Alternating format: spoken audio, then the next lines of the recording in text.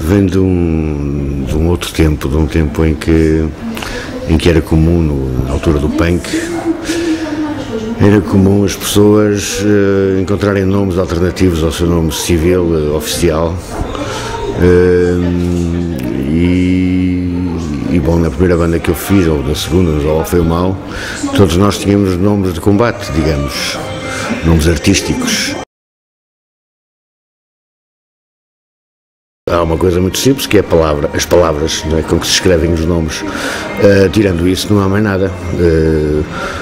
É evidente que o contexto em que os nomes surgem e em que são empregues variam. Né? Eu utilizo o nome oficial, o nome civil no meu trabalho profissional e utilizo o nome inventado no meu trabalho artístico. Não, difícil não é. A música é uma atividade de hobby, uma atividade de diletantismo, portanto não é feita nas horas vagas, como qualquer hobby. É evidente que às vezes há situações esporádicas em que se sobrepõe, em que é necessário fazer alguma coisa, em que nos rouba tempo do horário de trabalho, digamos, mas isso facilmente se resolve com recurso a férias ou a falta, sei lá, há sempre muita forma de resolver essas situações porque são muito esporádicas, não é? Eu penso que era possível viver apenas da música hoje em dia, eu no meu caso pessoal, mas são contas que nem faço, nem me interessa fazer, porque não é esse o meu objetivo.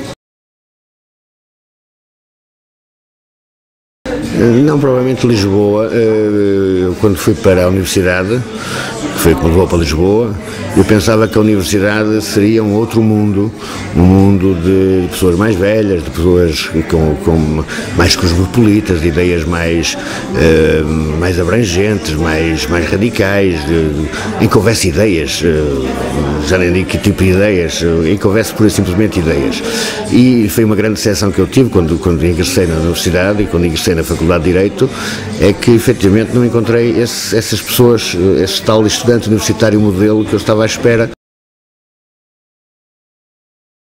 Os João Morta nasceram na sequência efetivamente de outros projetos, e nasceu mais como uma brincadeira para irmos passar umas férias à Alemanha, mais concretamente a Berlim, depois de um dos membros fundadores dos João Morta, o Joaquim Pinto, ter regressado de uma estadia de um mês em Berlim e ter regressado com alguns contactos de bares onde a gente poderia tocar e com uma ideia na cabeça de que tinha cara de baixista e, portanto, queria tocar baixo e aprender a tocar baixo, e que seria o seu grupo em que ele seria baixista, queria então tocar esse sítio que ele já tinha feito os contactos. Portanto, era essa brincadeira, íamos passar uns dias de férias a Berlim, tocar nos tais sítios que o Joaquim Pinto tinha arranjado, acompanhando o Joaquim Pinto enquanto baixista. É evidente que depois a história foi outra e ainda hoje estamos à espera de tocar a Berlim. Né? De alguma forma foi uma espécie de sonho, ou de concretização de um sonho, porque o Nick Cave era uma das nossas grandes referências, já desde os tempos dos Birthday Party.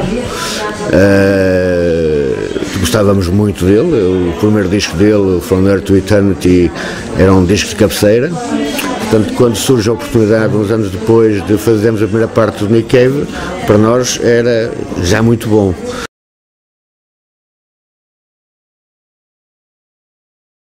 A primeira crítica que recebemos e que nos ficou de alguma forma na memória foi quando fizemos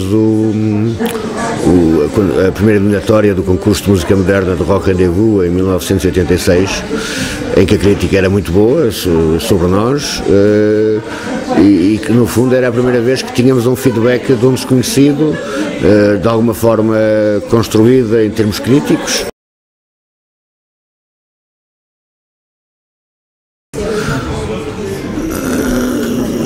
A irreverência em Portugal é muito fácil, basta pensar e fazer coisas sem estarmos a pensar se vai ferir sensibilidades à esquerda ou à direita, ou à frente ou atrás, de fulano ou de cicrano. A gente faz as coisas porque sente necessidade de as fazer, e independentemente das consequências. E, portanto, isso em Portugal é muito fácil para ser imediatamente pensado como irreverência.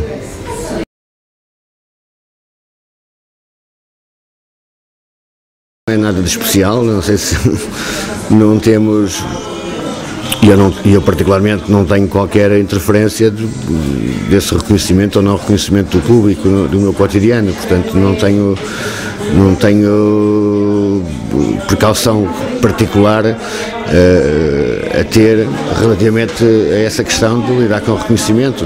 Por isso simplesmente não existe qualquer manifestação exterior desse reconhecimento.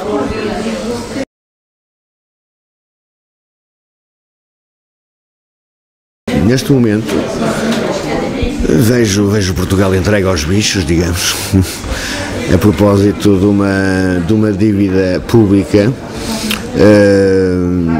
Põe-se os privados a pagar, e mais do que pôr os privados a pagar, põe-se o país a saque, entregando ao liberalismo mais desenfreado, né?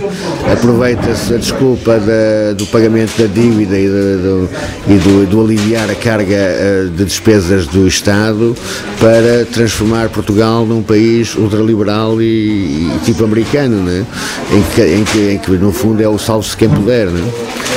E quem pode é quem tem dinheiro. Portanto, salvem-se os ricos e morram os pobres, e os remediados, que mais cedo ou mais tarde serão pobres também, não é? Agora, mais concretamente sobre o jornalismo em Portugal neste momento, e que no fundo acaba por não ser diferente do jornalismo no resto do mundo, acho que o jornalismo perdeu o seu papel que tinha de alguma forma, ou pelo menos é essa a imagem que nos vendem dos pioneiros do jornalismo, de procura e de busca da justiça, de alguma forma, de denúncia das situações de violência, das situações de repressão, das situações de injustiça.